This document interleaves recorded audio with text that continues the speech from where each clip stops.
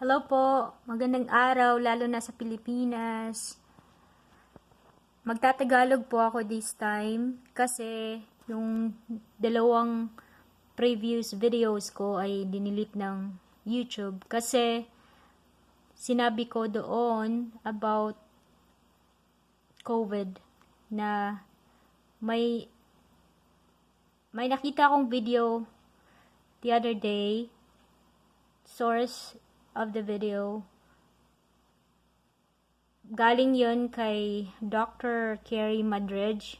In-upload ko siya sa video sa YouTube at saka sinabi ko rin yung opinion ko. Nag-i-English ako doon kaya siguro na-delete kasi sabi daw ng it's violation daw kasi it's a misinformation, maling impormasyon. So kahit na paulit-ulit itong i-delete ng YouTube, gagawin ko ulit rin ito. Magre-record ulit ako kasi karapatan po natin malaman lahat. Karapatan po natin bilang ako, meron tayong human rights, sinatawag na human rights. Tayo lahat, karapatan nating malaman ang katotohanan. Base po sa nakita kong video nung isang araw, bali dinilit na rin yan sa Facebook, dinilit na rin sa YouTube kasi ayaw nilang malaman ng mga tao yung katotohanan tungkol sa COVID. Ang sabi doon ni Dr. Kerry, isa siyang doktor at isa din siyang businesswoman, nagmamay-ari din siya ng mga clinics at saka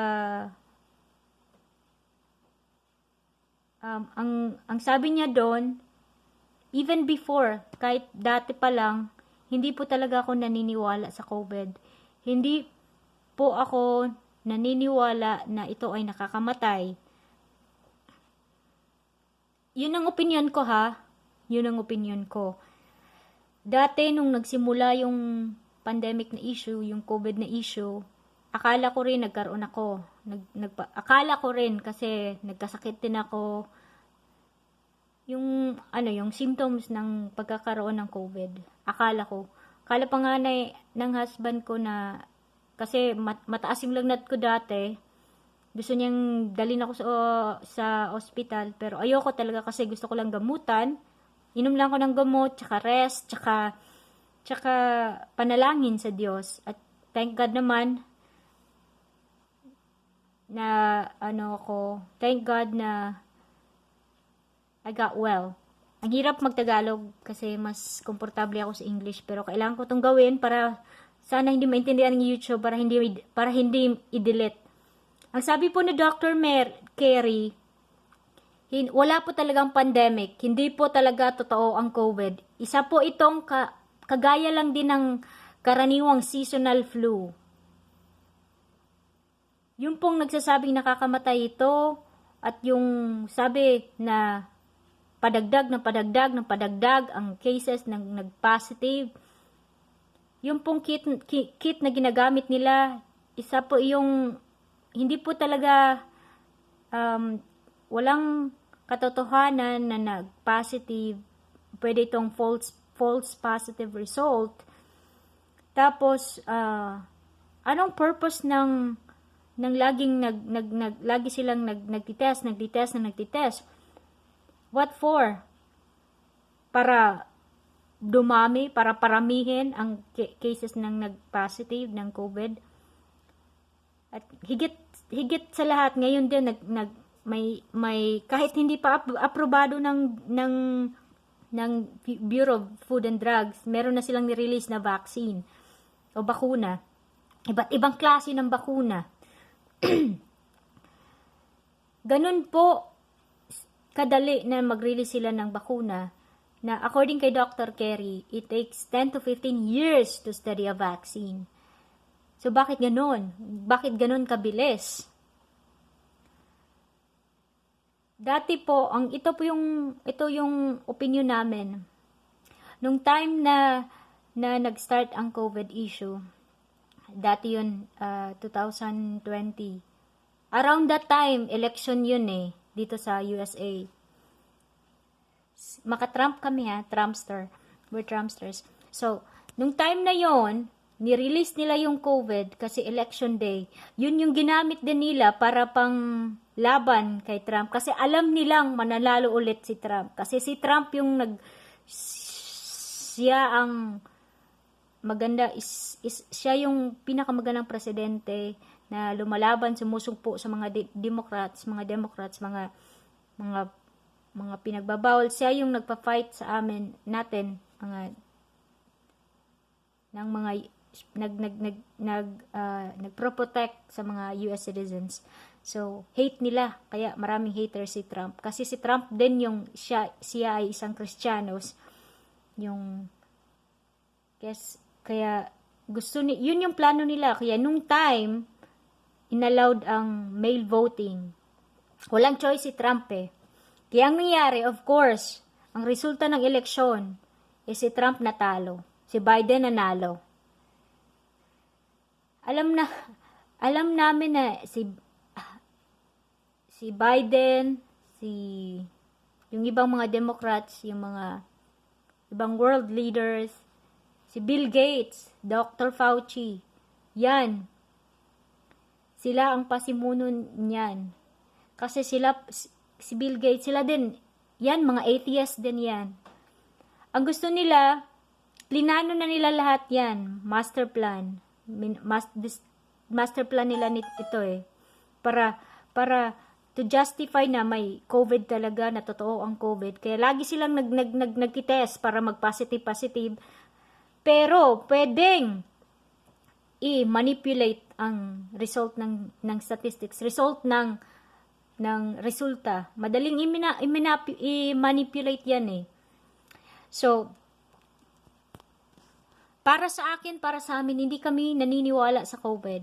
Kasi simula nung nag-pandemic hanggang sa ngayon, nagtatrabaho pa rin kami araw-araw. Meron akong 2 trabaho, part-time jobs. Araw-araw nagtatrabaho ako. Yeah, nagmamask kami kasi nagmamask naman ako kasi yun mandatory eh. No choice. Pero alam niyo ba kapag nagwe-wear ka ng mask, ini-inhale niyo rin yung toxic nyo. Dapat kung may COVID pa ako, dapat namatay na ako, 'di ba? Dapat patay na tayo lahat, 'di ba? Kung naalala nyo kung anong sinabi ng CDC, ng World Health Organization dati, una pa lang nung pumutok yung COVID, sabi nila na nakakamatay ito ay deadly. Napapasa kahit anong surfaces, kaya linis ng linis, tapos 6 feet apart, tapos wear ng mask. Kailangan natin i-educate yung sarili natin, kailangan natin i-educate yung mga kakilala natin, kailangan natin i-share kung ano ang tingnan nyo sa YouTube, tingnan nyo, ang dami-daming dinidelete na videos, meron yung mga ibang doktor, nurses na nagsasabi ng katotohanan about sa COVID. Meron pong nakukuhang komisyon, sabi ni Dr. Kerry, every pasyente po ay nakakakuha ng $2,000 every pasyente. Lalo na yung yung may ventilator. Ayun, meron silang komisyon. At yung ibang mga doktor din, wala din silang choice. Kasi sabi ni Dr. Kerry na pinipressure sila. Paano naman? Yun kasi yung alam nilang gawin. Yun yung alam nilang trabaho. So, kung hindi nila susundin, mawawalan sila ng trabaho. 'Di ba? Believe ako sa mga doktor na nagsasabi ng katotohanan na walang pandemya, hindi totoo ang COVID. Yung pong mga namamatay, siguro may mga sakit na yon. May mga sakit na sila dati. May mga cancer o ano pa yan. Kasi para po sa akin talaga, hindi po ako naniniwala. Kasi po, higit sa lahat, naniniwala ako sa Panginoon. Si Lord po ang nag-create ng katawan ko, ng health ko. Siya po ang napakaganda ng ating katawan, ng ating, miraculously. Meron po tayong ginawa po ng Diyos ang ating katawan na to fight against any illnesses, to combat illnesses. Kaya meron po tayong antibodies, meron po tayong immune system na nagpro-protect sa atin at nagbablock ng kahit anong mga mikrobyo dyan. Kailangan po nating alagaan ang sarili natin, kailangan natin sa alagaan ang health natin, and God will take care the rest of it. God will take care the rest. So, maniwala po kayo sa Diyos. Maniwala po tayo kay Lord. Hindi po tayo wag po nating gawin yung wag tayong magpaka bulag at pipe. Tingnan nyo po, mag-research din kayo. Hindi po talaga ako naniniwala sa COVID kasi ang Panginoon po ay may kapangyarihan. Siya po talaga ang may kapangyarihan na gumamot sa atin.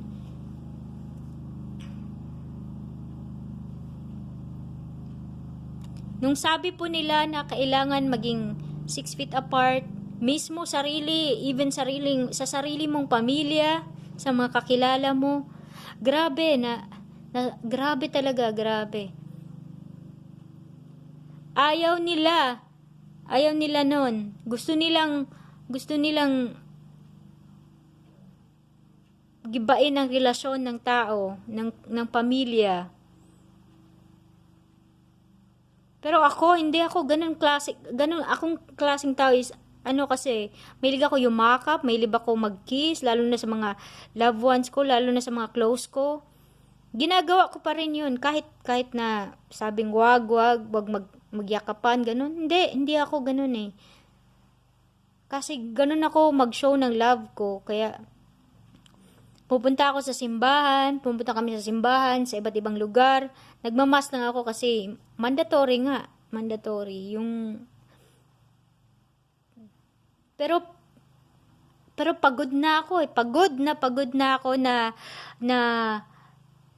yung pupunta ka sa isang lugar tapos titingnan ka, parang titingnan ka at saka parang suspected nila na may COVID ka, titingnan ka nila, bakit hindi ka nagmamask, ganon. Ayaw ko, ba't ako magmamask? Kasi yung si God po, He gave us, He blessed us the air to breathe. Fresh air to breathe. Karapatan po nating huminga, karapatan po natin. Wag kung meron mang pupersa sa inyo na mag-take kayo ng vaccine, please wag niyo pong hayaan, wag niyo pong gawin, please. Kasi po magiging parte po kayo ng eksperimento. Kasi yung mga gumawa sila po ang mga may-ari ng mga malalaking laboratories, malalaking pharmacies. Alam nila to, plinano na nila lahat to. Lalo na, kaya ginawa din nila yung vaccine para to justify talaga na totoo ang COVID.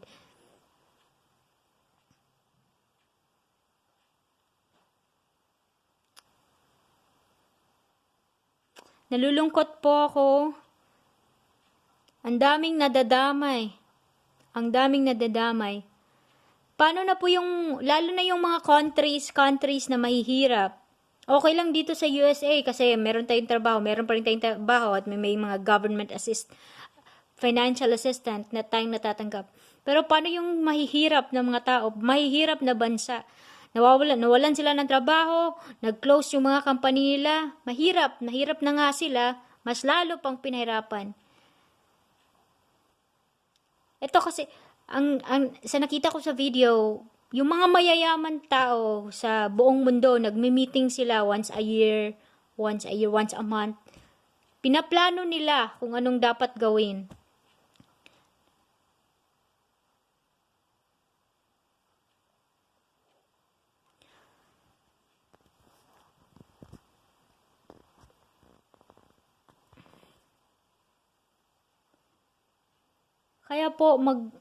Kaya kailangan po natin i-educate yung sarili natin, i-educate yung mga tao, share natin. Maniwala po kayo sa Diyos. Maniwala tayo kay Lord. Mag-pray po tayo na sana matapos na to. Wag po tayong magpa-control. Wag nating hayaang i-control. Kasi yung gobyerno, kasi yung mga mayayaman, gusto nila tayong i-control.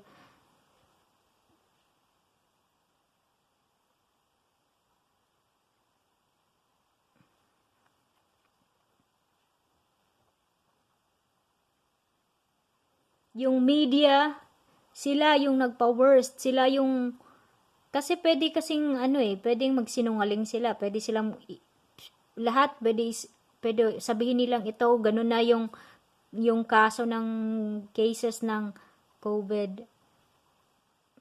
Yung media, yung mga world leaders, meron silang agenda. Sila yung yayaman, sila yung makikinabang kung bakit ginawa nila ito. Kaya wag nating hayaan po. Wag po nating hayaan silang manalo. Dapat po din, ako nagpo-post ako sa Facebook ko, nagpo-post ako dito sa YouTube. Kahit na i-delete pa nila ng paulit-ulit, basta wala pong makaka-stop sa akin kung sabihin ko yung opinion ko.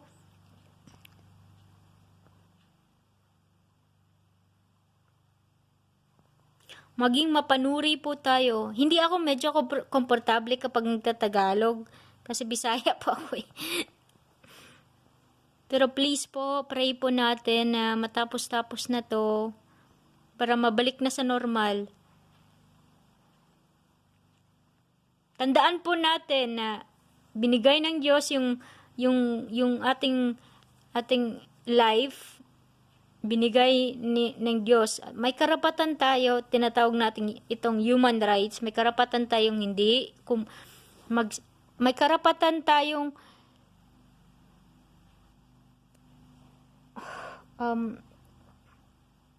magsabi ng opinion natin. May karapatan tayong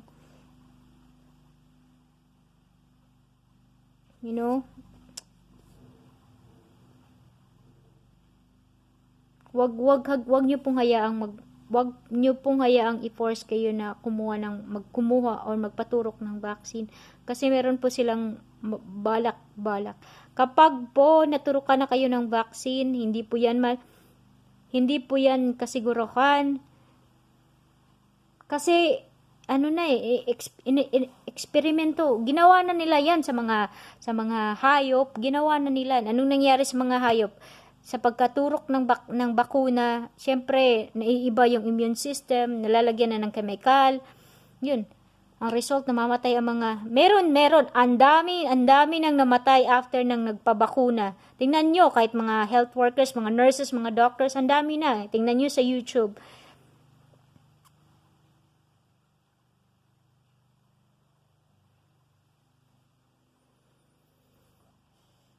Maniwala po tayo kay Lord, please. Maniwala po tayo kay Lord. Huwag po tayong basta lang maniwala sa mga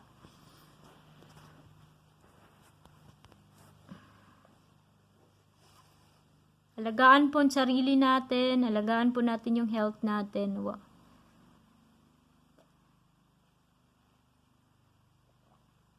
Minom na maraming tubig, kumain ng gulay, kumain ng prutas. Ayun, panlaban yun. Panlaban sa mga sakit-sakit.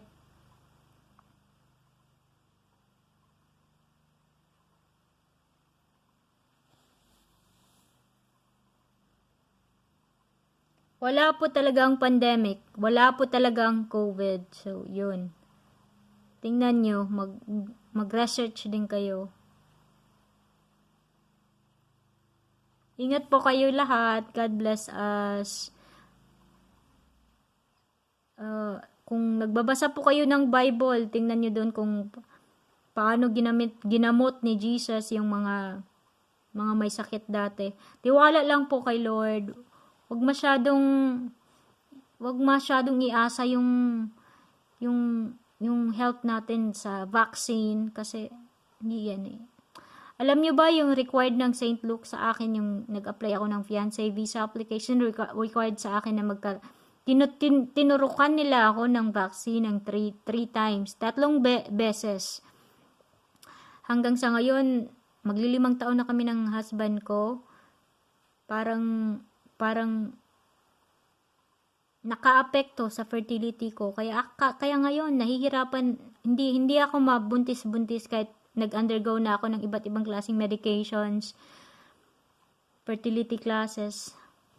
But it's all in God's will. May plano ang Lord sa akin, so naniniwala pa rin akong someday, God will answer my heart's desire. Sana mabuntis ako. Isa pa rin yun isa din yun kapag naturok na yun, yung nabokonahan ka rin, maapektuhan din yung fertility mo. So, kayong mga kababaihan, ingat po. Ingat.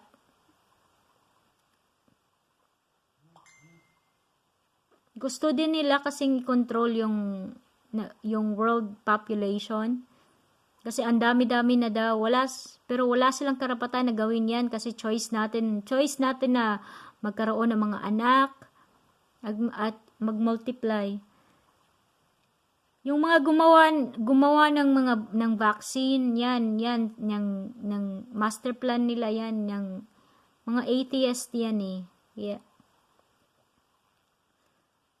Mapagpanuri po tayo, mag-research.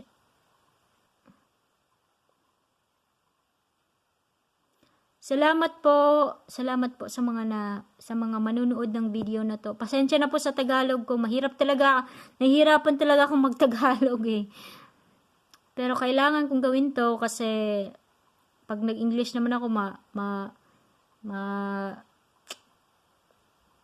baka ma-delete na naman to ng YouTube. Salamat po, ingat. God bless us all.